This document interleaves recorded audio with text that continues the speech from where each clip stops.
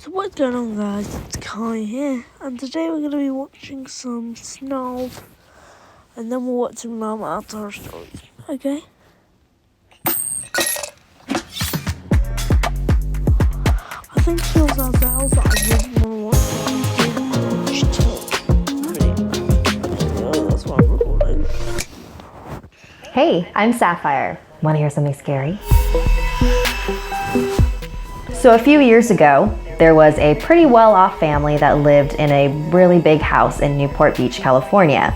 A mother, a father, and two small kids. And one night, the parents decided that they wanted a night out for themselves, so they hired a babysitter. She was maybe about 16 years old. So when the babysitter got there, the parents gave her a little rundown. Why would they hire a 16-year-old?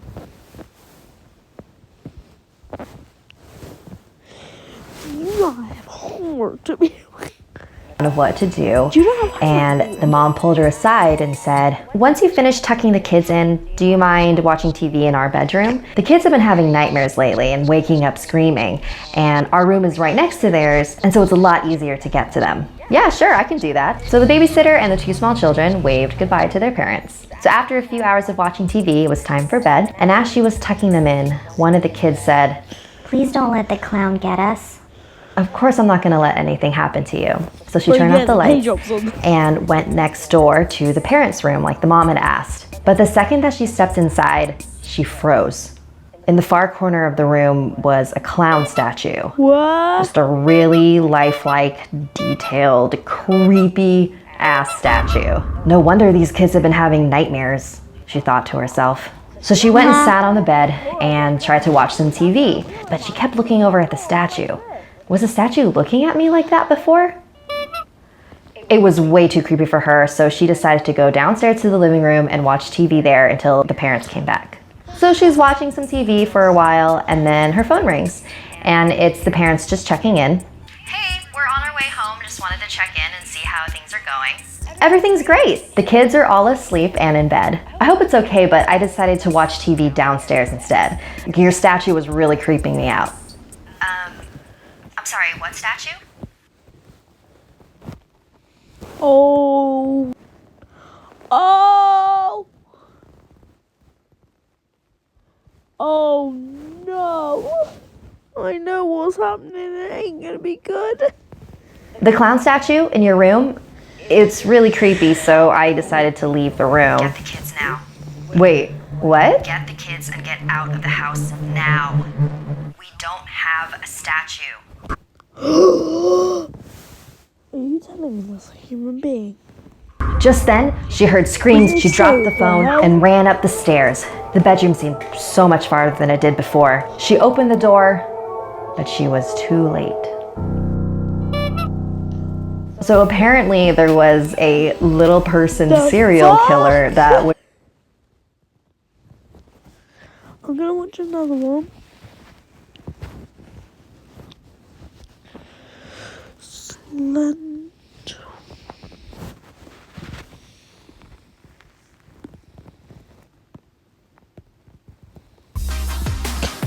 Is this like a Japanese? Crypto is simpler than you think. Digital, borderless, decentralized. Not controlled by one bank, but managed by... There's something dangerous abducting children in this area. Hey, I'm Sapphire. Want to hear something scary? No.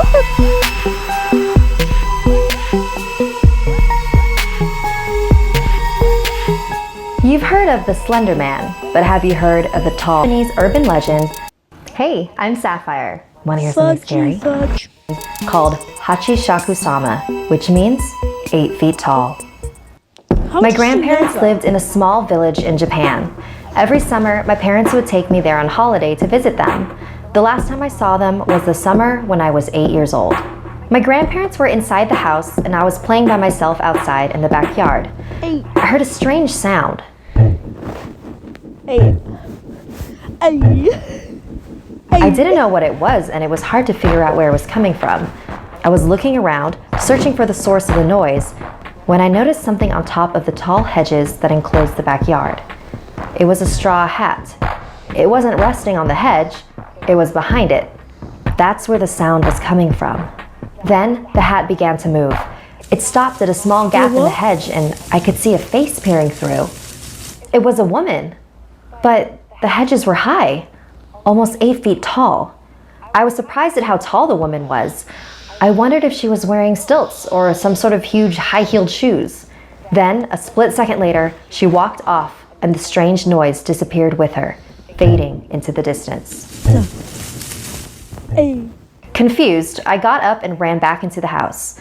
My grandparents were in the kitchen drinking tea. I sat down at the table and told my grandparents what I had seen. They weren't really paying attention to me until I mentioned that distinctive sound. They both froze. She can do that. Grandma's eyes grew wide and she covered her mouth with her hand. Grandpa's face became very serious and he grabbed me by the arm. "This is very important," he said, very intensely. "How tall was she?" "As tall as the garden hedge." "Where was she standing? When did this happen? What did you do? Did she see you?" I tried to answer all his questions as best as I could. He rushed out to the hallway and made a phone call. I couldn't hear what he was saying, but after he hung up, he walked out the door. "Grandma, what's going on?" "There's something dangerous abducting children No. in this area," she said. "We call it Hachishaku-sama. It takes on the appearance of an extremely tall woman and says, in a deep voice." Wait. Is it? I don't think it's saying anything else. The hell? That isn't human, but also, what the hell is it?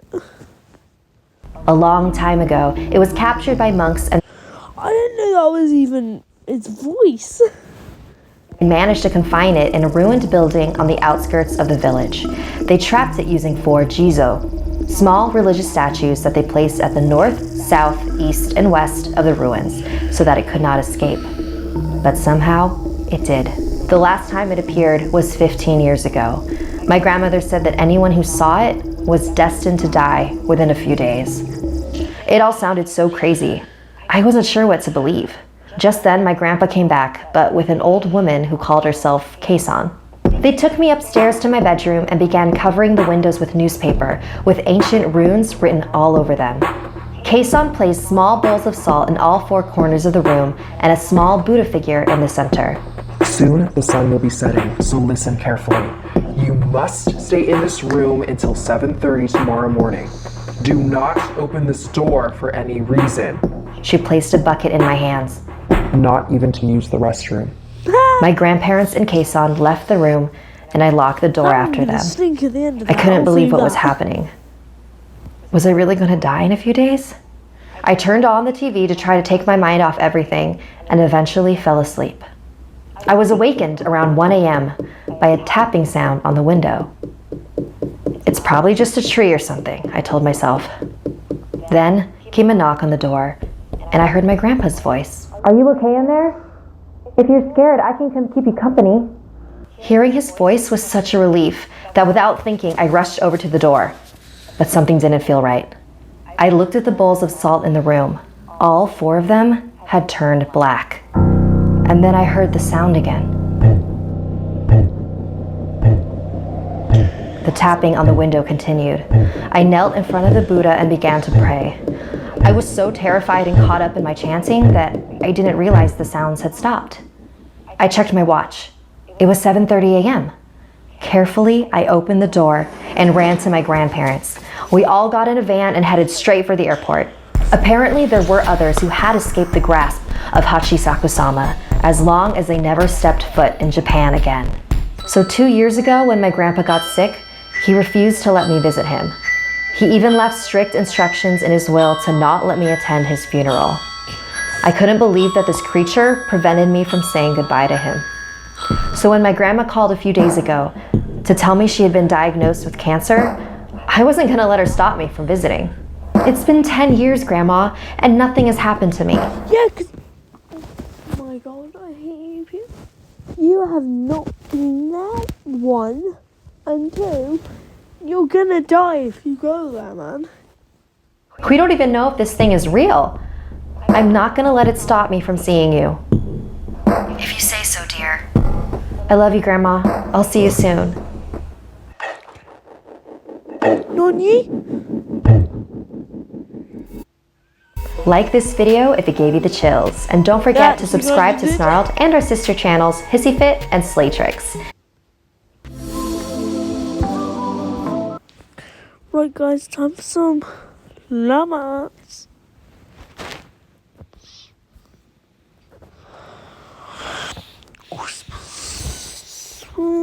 Which video do we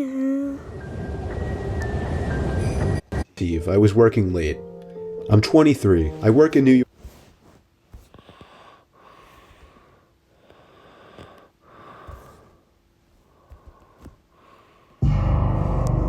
Seemed more romantic, so I picked that one. Plus, What can I do? Bruh.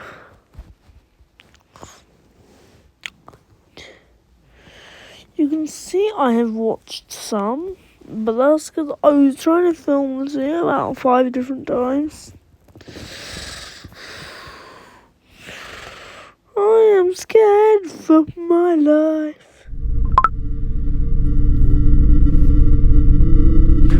With this one, then that one, and then that one. this happened a week ago.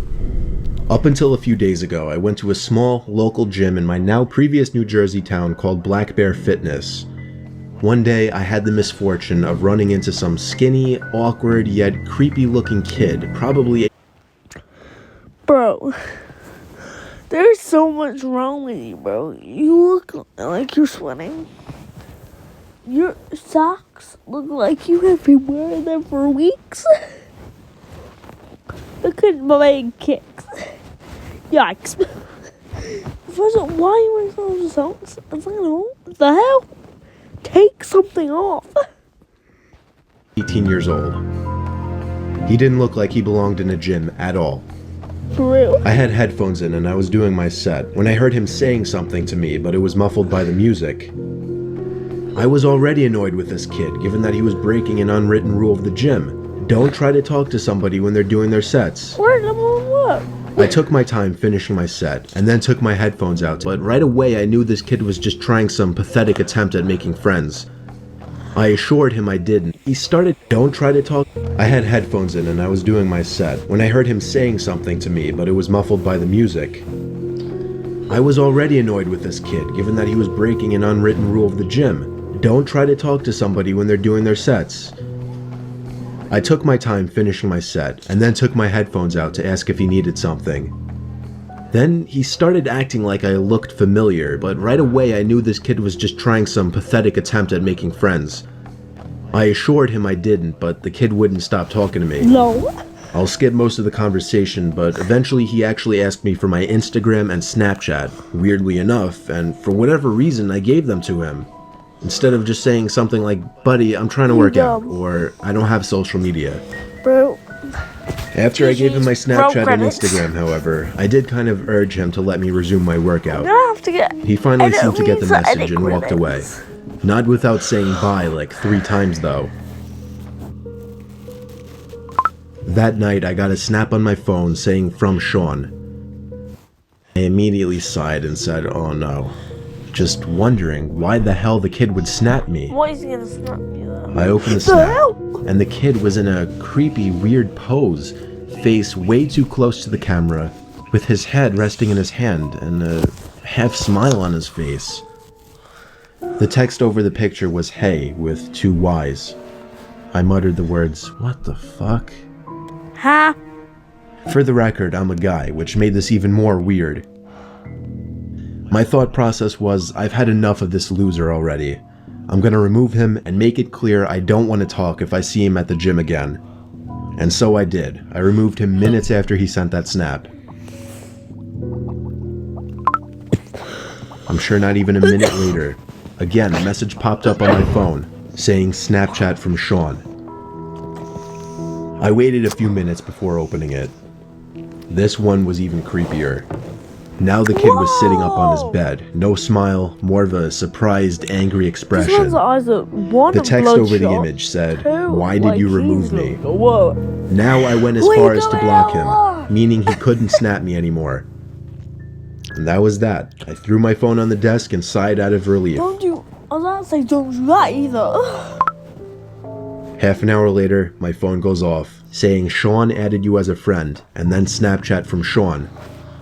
He actually made a new account. Bruh. I opened the snap and felt my heart drop. It was a picture of my front lawn. The text over it, "Answer me, bitch."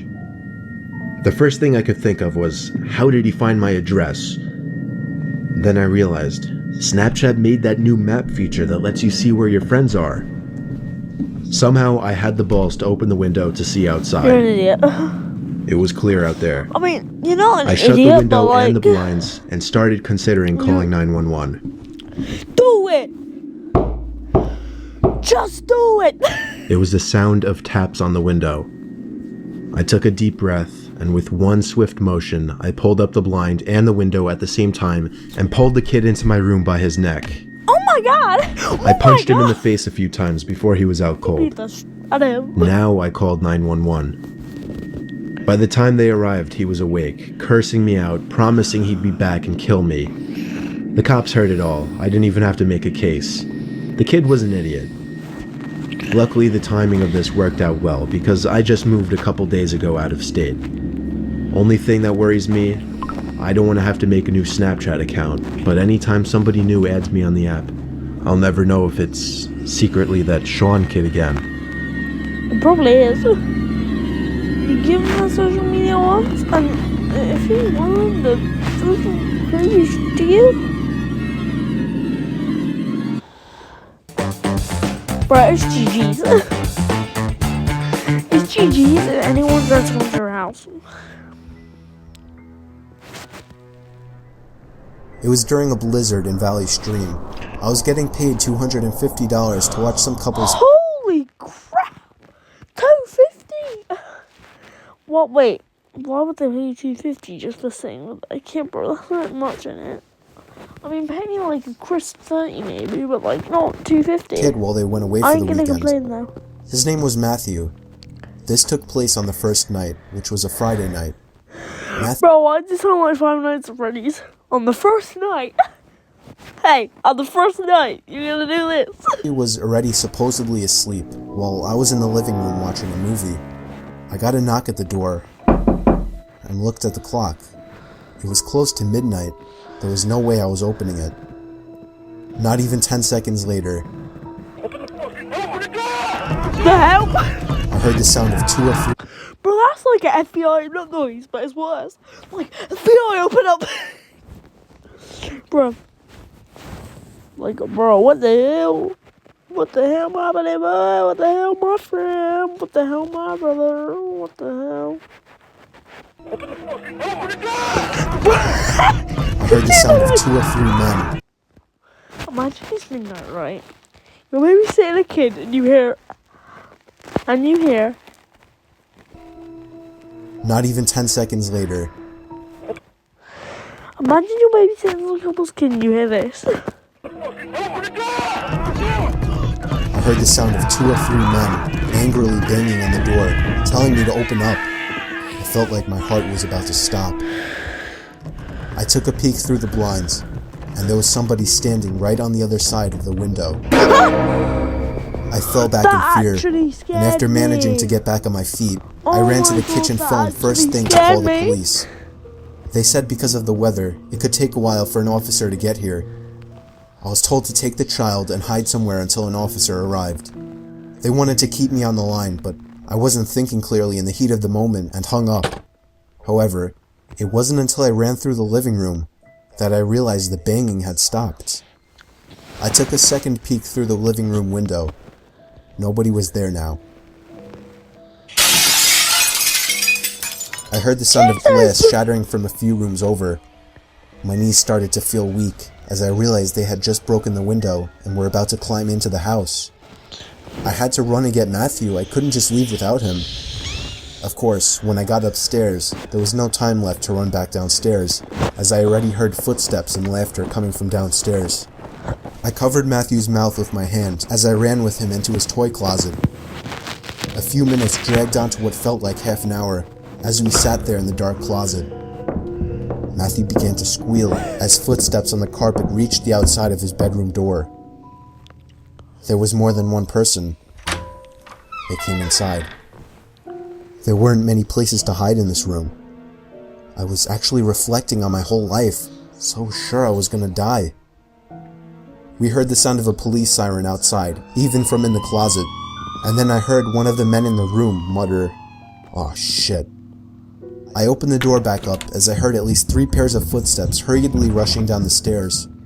They didn't get far, as the police later found their footprints in the backyard, leading to our shed. There were 5 men in total, and they were all arrested. We already know it. It looks like,